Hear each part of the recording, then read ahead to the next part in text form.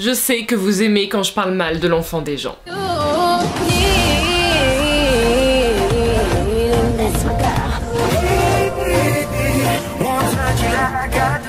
Hello tout le monde, j'espère que vous allez bien mes poulets, contente de vous revoir ici, comme si en fait on se voyait vraiment, mais bref, vous savez très bien, c'est pour l'accueil, c'est pour la joie, c'est pour toutes ces choses là, ok? Donc aujourd'hui, comme vous l'avez vu au niveau du titre, vous me l'avez demandé la dernière fois quand je vous avais fait ma dernière vidéo justement, où je parlais de ma prise de poids quand j'étais à Lyon et tout, et vous m'avez dit ouais mais non, t'as fait un passage en me disant qu'à ce moment là t'étais en couple avec quelqu'un qui était complètement taré, est-ce que tu peux nous faire une vidéo dessus? Et bien entendu, vu qu'entre temps vous connaissez les bails, j'ai reçu une petite wig juste ici de Icy Hair, qui est donc une boutique que vous pouvez retrouver sur AliExpress ou qui ont aussi leur site internet bien à eux.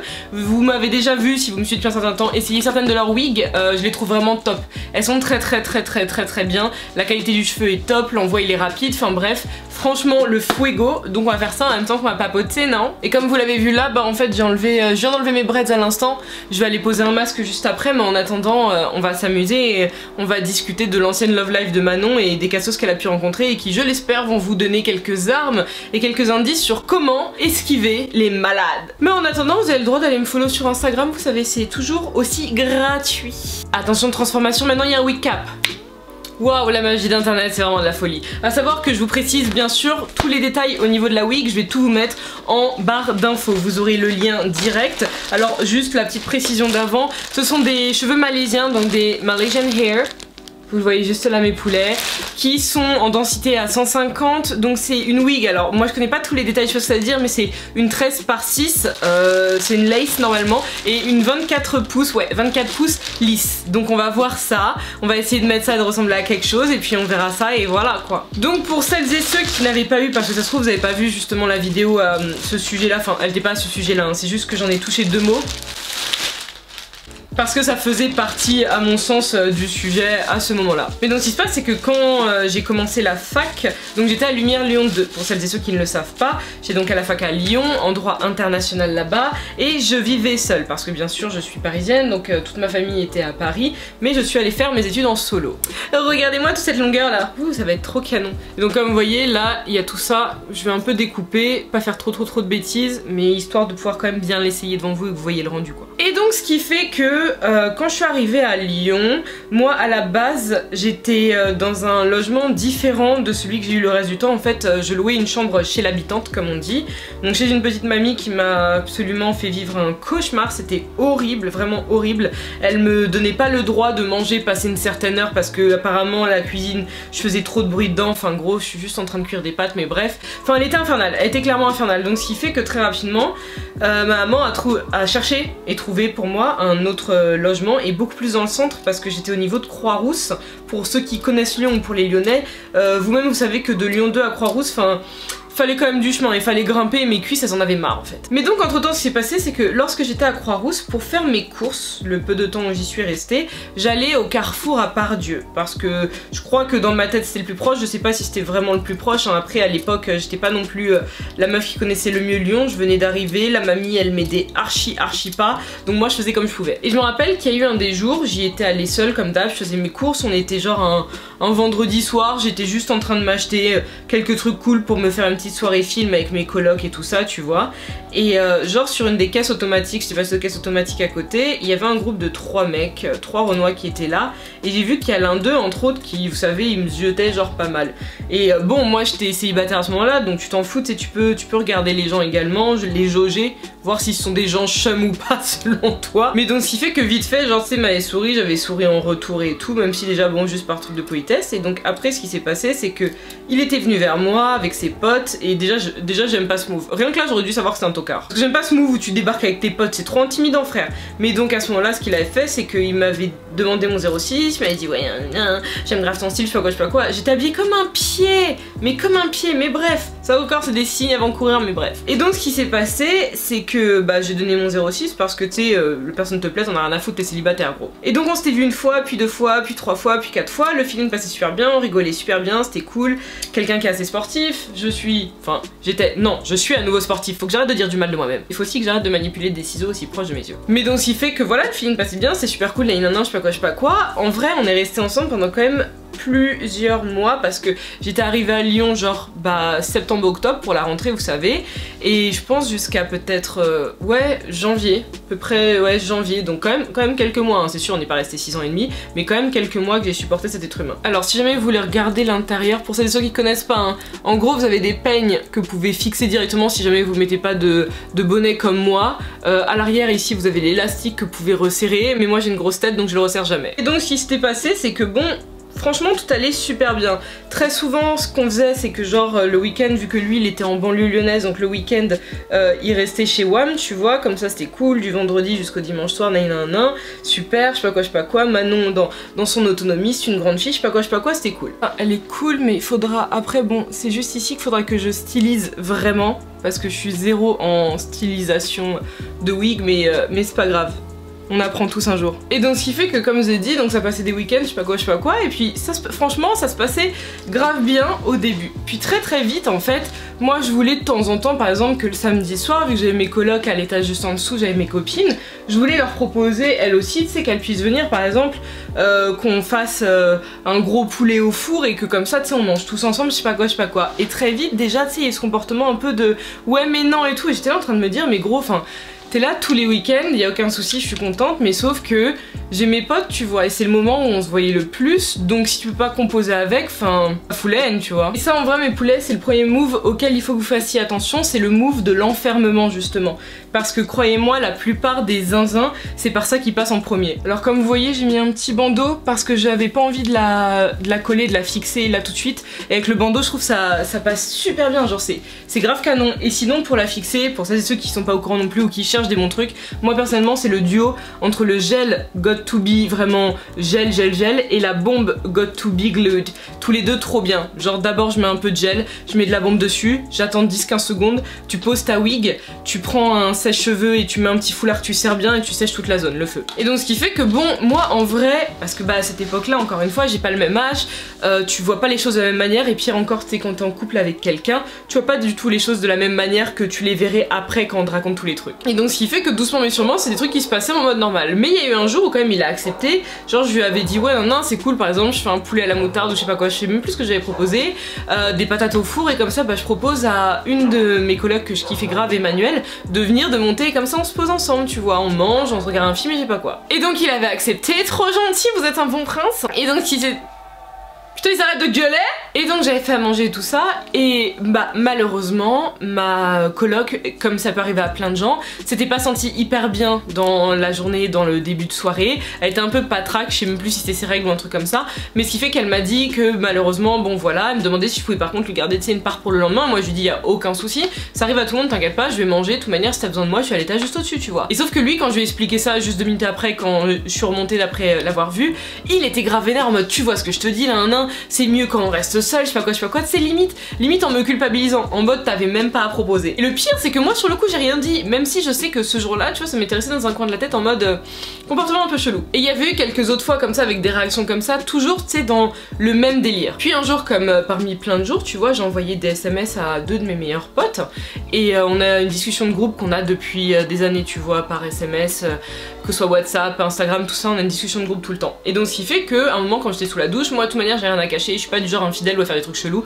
donc mon téléphone il peut rester déverrouillé sur la table basse si je suis pas dans la pièce, y'a aucun problème, donc j'ai laissé mon téléphone, et les notifs elles arrivaient. Et donc ce qui fait que quand je suis sortie de la douche, tu vois, directement il a commencé à m'embrouiller en mode ouais t'as reçu plein de notifs, je vois des prénoms de mecs, c'est qui, je sais pas quoi, et je lui dis ouais mais c'est mes 2 meilleurs potes, tu vois, au calme, enfin genre regarde là j'ouvre, je lui montre les messages, je vois, tu vois, on parle de tout et rien, on parle de sport, on parle de bouffe, enfin de tout et n'importe quoi. Et donc directement cette réponse de non mais l'amitié fille-garçon en tous les cas ça existe pas, donc c'est trop chelou, moi je comprends pas, enfin je valide pas ce genre de truc, je comprends vraiment pas, j'ai pas de meilleur pote meuf, et tu sais moi j'étais là en mode enfin t'as pas un meilleur pote meuf, c'est pas mon dos, c'est ton dos, tu vois, c'est ta vie, moi je m'en fous, c'est pas mon problème si t'as pas de meilleur pote meuf, c'est pas grave, t'inquiète pas, tu y survivras, mais c'est absolument pas ma vie en tout cas. Moi, c'est comme ça et puis c'est tout. Et je me rappelle qu'on s'était embrouillé de ouf, qu'il était parti carrément genre de l'appart à ce moment-là, un grand claquage de dehors, j'étais là en mode...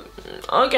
Mais là encore c'était les embrouilles où ça allait, entre guillemets. C'était des réactions qui bien sûr étaient totalement hyper, mais tu voyais à 50 000 km que c'est ultra toxique et tout ça, mais bien sûr comme je vous l'ai dit, à cette époque là, moi c'est des choses que je ne voyais pas de la même manière. Je les voyais pas de la même manière. Mais par contre, il y avait d'autres embrouilles qui, elles, étaient beaucoup moins drôles. La plupart même des embrouilles, c'était beaucoup moins drôle. Parce que là, vraiment, le il claque la porte, il part, c'était... Franchement, c'est le mieux même. C'était le must, ça. Parce que ce qui se passait la plupart du temps, c'est que déjà, tout était toujours retourné contre moi. C'est-à-dire que je me rappelle qu'une fois, genre, il était venu chez moi un vendredi soir, j'avais pas encore fait à graille, j'avais pas prévu dans ma tête de film qu'on regarderait, et vu que j'avais fini les cours tôt, bah il fallait m'engueuler. Donc bien sûr, c'est sûr que tu sais, c'est comme quand tu rentres du taf et qu'il y a quelqu'un à la maison, tu vois, avec qui t'es en couple ou je sais pas quoi, et que y a rien qui est fait ni rien, t'as un peu le seum. Mais de là engueuler la personne en fait elle a pas un contrat avec toi. C'était pas entendu quelque part. Surtout que moi je suis en train de faire d'autres trucs qui m'importaient moi à ce moment-là, tu vois. Donc j'étais pas non plus juste en train de dormir ou puis même, pas de contrat, je suis pas ta bonne. Et à plusieurs reprises, des trucs comme ça, c'était vraiment ma faute. Grosse culpabilité, et ce même quand après, tu sais,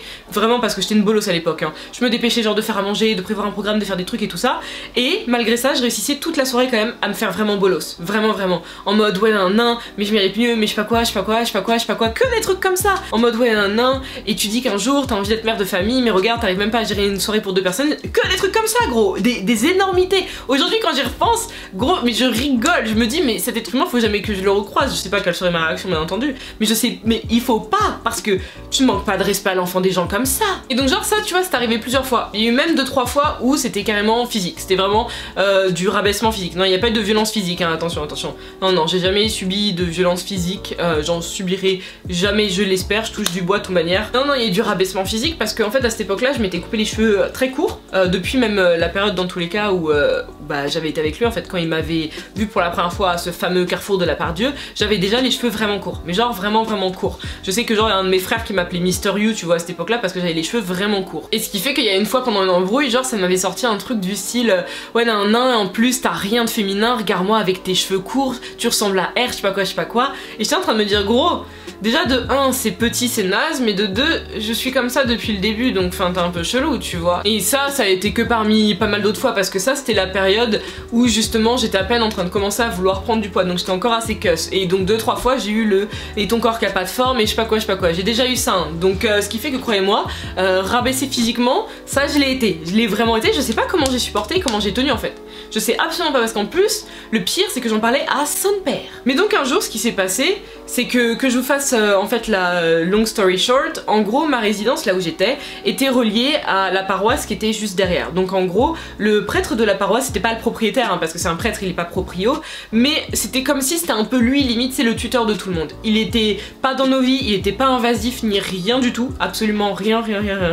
Mais donc en gros ce qui se passait c'est que bah on devait être à la messe le dimanche pour un peu aider et tout ça, parce que on avait des apparts vraiment trop bien qui coûtaient vraiment rien, alors qu'on était dans le 6e arrondissement et que t'es du côté de Jean Massé et tout ça, des quais et tout, ça coûte bien rush, ça coûtait vraiment, mais vraiment que dalle. Genre moi, si j'essaie de me souvenir, enfin j'avais ma chambre, parce que donc à mon étage j'avais mon coloc, j'avais ma chambre qui faisait une 20aine de mètres carrés, ma chambre était énorme, ma chambre était absolument énorme, j'avais énormément de place dedans, on avait une énorme cuisine, on avait une très bonne salle de bain, on avait nos couloirs, on avait, enfin tout était vraiment le feu, c'était vraiment le top, et je payais 300 et quelques. Je payais 300 et quelques, alors qu'on était placé à un endroit génial, la résidence était ultra clean, donc voilà. Mais donc ce qui fait que donc le père, vu qu'on appelle le prêtre comme ça, donc le père l'avait déjà rencontré, tu vois, parce qu'en fait j'étais au même étage que le père, donc on avait une porte qui séparait nos couloirs, mais s'il avait besoin de nous poser une question, tu sais, il toquait fort à la porte, comme ça on lui ouvrait, et comme ça il pouvait passer. Et ce qui fait qu'une fois, bah 2 fois pardon, il l'avait rencontré, si ce n'est même 3,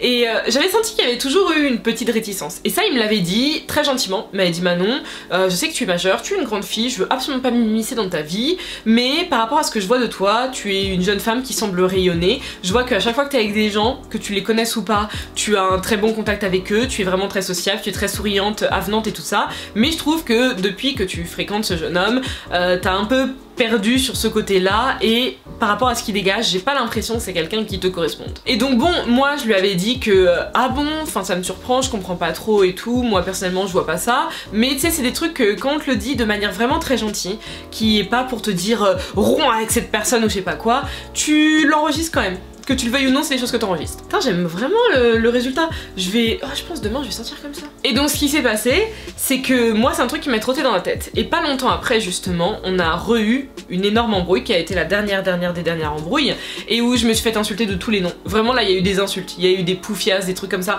de tous les noms. Je sais même pas qui dit encore poufias même pas, j'allais dire 2021, alors que c'était genre 2014, tu vois. Mais donc il y a eu vraiment de tous les trucs, il y a eu du verre brisé, enfin bref, heureusement que mon coloc n'était pas là ce jour-là, et ni le père non plus, parce que c'était quand même assez épique. Mais donc ce qui fait que genre j'étais là en mode, ok, là clairement c'est la dernière fois, et donc là, il avait pris ses cliquets, ses claques, et encore une fois il s'était barré, je m'étais dit ok, c'est bon, c'est parfait, je bloque la porte, comme ça c'est fini. Et ce que j'avais fait, c'est que d'abord j'avais prévenu donc une de mes potes de l'étage en dessous, tu vois, j'avais tout raconté, elle m'a dit ouais non mais c'est bon, c'est fini gros. Et donc elle m'avait dit par contre bah faut que tu le préviennes quand même que c'est fini, parce que sinon lui tôt ou tard il va te reparler. Et j'avais envoyé un long message, moi il y avait hors de question qu'on se voit pour que je fasse ça, qu'il ait ce respect là, hors de question qu'il y ait un appel, non, j'ai fait un long message où j'expliquais de long en large en travers en fait que tout ce que j'avais vécu c'était absolument pas normal, que j'avais pas à me faire insulter de la sorte, à me faire rabaisser de la sorte, à toujours être le problème même quand c'est lui qui faisait des conneries, c'est à dire que même si c'est lui par exemple qui irait casser une assiette, il irait dire que l'assiette elle est cassée parce que peut-être je l'avais trop bien nettoyée carrément donc elle glissait, tu sais, vraiment de la folie pure. Et donc j'avais fait mais tout mon pavé et tout ça, et je lui ai dit donc voilà c'est fini, heureusement que t'as pris toutes tes affaires, bye. Et ce après quoi il y a eu une flopée d'insultes sa mère, mais vraiment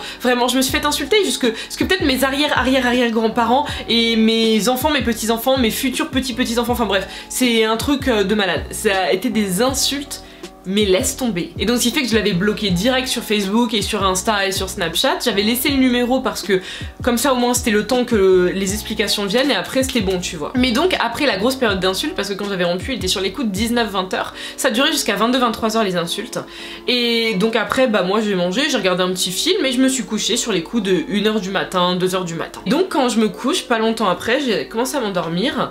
Là j'entends des sonneries à la porte d'entrée.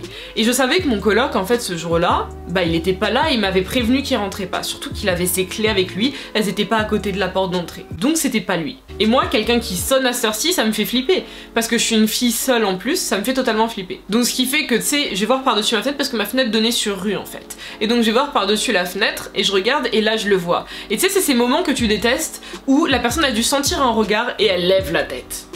Alors que pourtant j'étais au 4e étage, je sais pas comment. Et donc, bah nos regards se croisent et il sait que je suis là et que je suis réveillée en plus. Et donc à ce moment-là il commence à m'insulter, ouvre-moi la porte connasse, je sais pas quoi et tout. Et moi je suis là en mode, tu m'insultes et tu penses vraiment que je vais t'ouvrir la porte?